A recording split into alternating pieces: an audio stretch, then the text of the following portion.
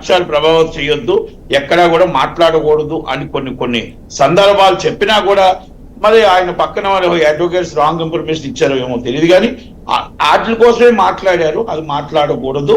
కనుక నేనేమంటున్నానంటే గవర్నమెంట్ ని కానీ ఇటు కానీ మనం ఇప్పుడు జరిగిపోయింది, ఇప్పుడు దాకా జరిగిందండి. ఇప్పుడు చిరంజీవి గారు, నేను దిల్రాజు గారు కాదండి, చిరంజీవి గారు రంగంలోకి రావాలి. చిరంజీవి గారు పెద్దలు బాలయ్యబాబు రావాలి. అందరూ వచ్చి పెద్ద మనసుతో పెద్ద ఆలోచనతో రేవంత్ రెడ్డి గారిని చంద్రబాబు నాయుడు గారిని కలిసి ఇప్పుడు ఆంధ్రాలో కూడా ఇవ్వద్దనే గొడవ పెడుతున్నారండి. రేట్లు ఇవ్వద్దు అని గొడవ పెడుతున్నారు. కనుక ఆంధ్ర ఇద్దరు కలిసి సమయం చేసి ఈ సంక్రాంతికి ఏ ఇబ్బంది కలగకుండా గట్టిగా చర్యలు తీసుకొని మనం కొంచెం ఈ రేట్లని కొంచెం అంత రేటు కాకపోయినా యావరేజ్ రేట్లలో ఇవ్వకపోతే తీవ్ర నష్టం జరుగుతుందండి. ఎందుకంటే పాన్ ఇండియా మూవీ ఆల్రెడీ తీశారు కాబట్టి రేట్ ఇవ్వకపోతే ఇబ్బంది కలుగుతుంది. నట్టికుమార్ గారు, ఇది దిల్రాజు గారు వాళ్ళు అవుతుందని నేను అనుకోను. చిరంజీవి గారు బాలయ్య బాబు గారు కల్పించుకోవాలి. ఇది ఓన్లీ గేమ్ చేంజర్ వరకే అవుతుందా సార్? ఇది ఓన్లీ గేమ్ చేంజర్ వరకే అవుతుందా? కాదండి, అందాక మనం దగ్గరికి వచ్చాం కదండి.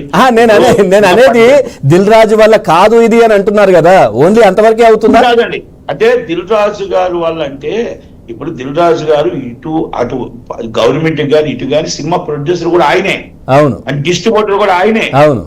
కనుక నేనేమన్నా స్వార్థం అనుకుంటారు కాబట్టి బాలయ్య బాబు గారిని చిరంజీవి గారిని ఆయన ఇంటర్ఫేర్ అవుతూ బాగుంటుందని అంటున్నా నేను. ఎందుకంటే ఆయన ఏమంటారంటే మీ స్వార్థం కదా, మీరే నిర్మాత, మీరే డిస్ట్రిబ్యూటర్, మీరే ఎఫ్టీసీ చైర్మన్ అని అంటారని దయచేసి నేను చిరంజీవి గారిని బాలయ్యబాబు గారిని ఎంటర్ అయ్యి ఈ తప్పు జరిగింది అనుకోని సంఘటన మాత్రమే. ఇది ఒక్కటి, ఈ సంఘటన జరిగింది దురదృష్టకరం.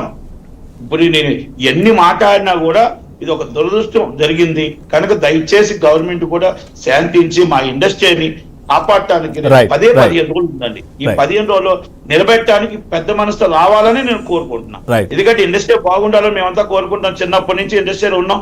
13వ సంవత్సరం వయసులో వచ్చాం. ఇప్పుడు 52 సంవత్సరాలు వచ్చాయి. 60 సినిమాలు తీశాను.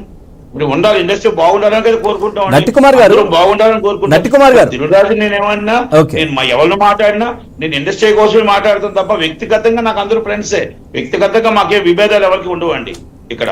నట్టికుమార్ గారు, ఫైనల్ గా ఇప్పుడు జరిగిన ఇష్యూకి సంబంధించి ఫైనల్ గా అదే విధంగా సినీ పరిశ్రమకు ఎట్లాంటి డ్యామేజ్ ఇప్పుడు జరిగిన సంఘటన అనేది ఒకటి, తర్వాత ఈ బౌన్సర్లు ఉంటారు కదా, గతంలో మీరు ఎంతో మంది స్టార్స్ ను చూశారు. ఈ మధ్య ఈ బౌన్సర్ల హడావిడి ఎక్కువైపోయింది సార్. సో వీళ్ళ వల్ల చాలా మంది ఇబ్బందులు పడడం, అత్యుత్సాహం ప్రదర్శించే పరిస్థితి కనబడుతోంది. దానివల్ల ఇక్కడ జరిగిన ఇష్యూలో కూడా వాళ్ళే చాలా కీలకంగా ఉన్నట్టయితే కనబడతా ఉంది.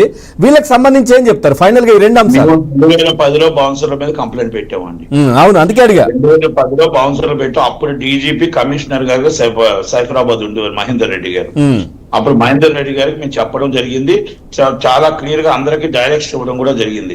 Any is a bouncer is immediately local police station inform చేసి ఆ బౌన్సర్ మీద రౌడీ షీట్ ఉందా లేదా, అసలు ఆ బౌన్సర్ ఏంటి అని మొత్తం ఐడెంటిటీ ఏంటి అన్ని తీసుకొని ఆ బౌన్సర్ పెట్టుకోవాలి.